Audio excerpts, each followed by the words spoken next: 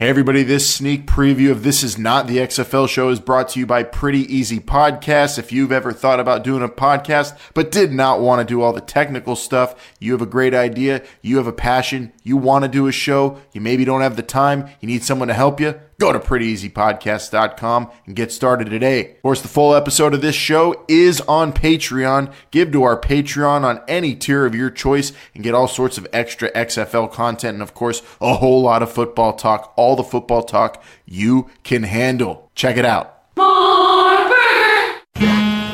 This is not the XFL.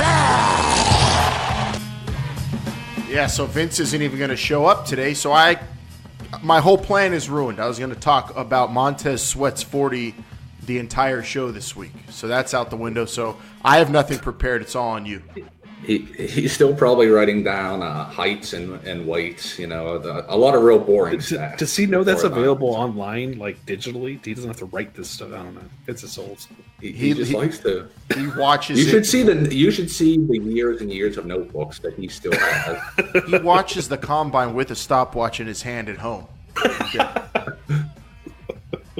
Welcome to This Is Not the XFL Show, everybody, where we will not be talking about all the combine numbers and measurements, although I would find it fun, but Vince is kind of the only other one who would do that. He's not here today. We got Bryant, we got Jake, and we got a lot of football to talk. Bryant. And it's been a crammed week. We had the combine. We had week 4 of the AAF. So much going on, and then we don't fit any XFL stuff in this show. But man, if we could cram that into this, we'd be talking football for days. Like always, and here we are. We got tons of not XFL football to talk, including, but not limited to, the AAF and the dominance of the Orlando Apollos. We will talk about some very, I think, problematic words said by very, very long-tenured NFL insider Charlie Casserly about a certain Heisman Trophy winner coming into the NFL. We've got a bunch of little tidbits like free agency to talk about in the NFL, some news about the AAF and their future. We're going to get into all of it. We're going to debate. We're going to have fun, and we're really not going to talk about how fast Montez Sweat is. He's a defensive lineman, and he ran the fastest 40 of all time at the Combine for a D lineman. He's going to be a beast. No? Yeah, but how fast can you run it backwards? That's the question. That would be great. They should have reverse 40.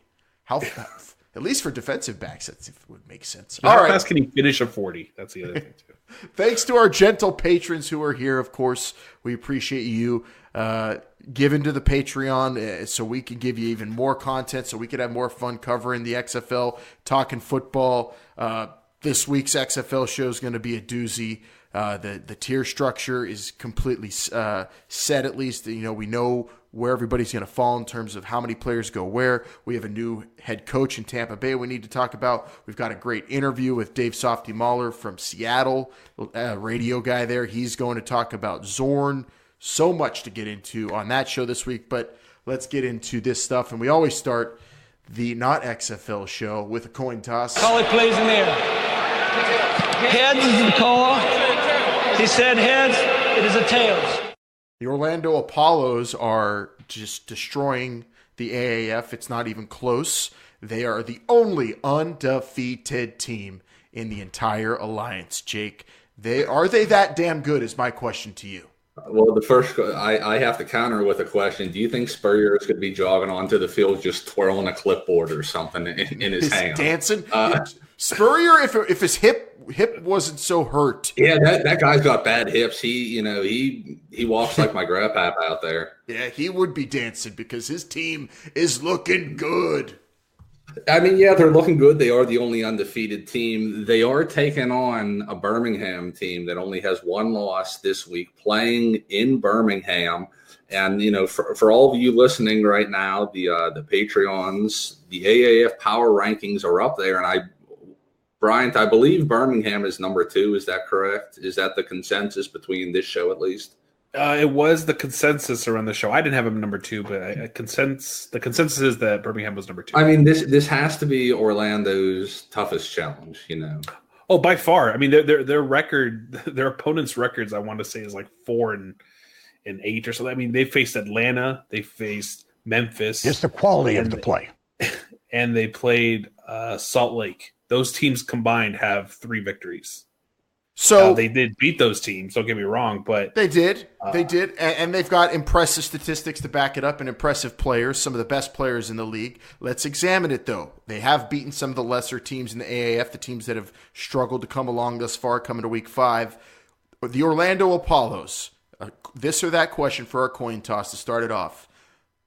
Are they the best team in the AAF by far? Is it Orlando and everybody else? Is this even going to be a season? Have they already won the championship? What's up?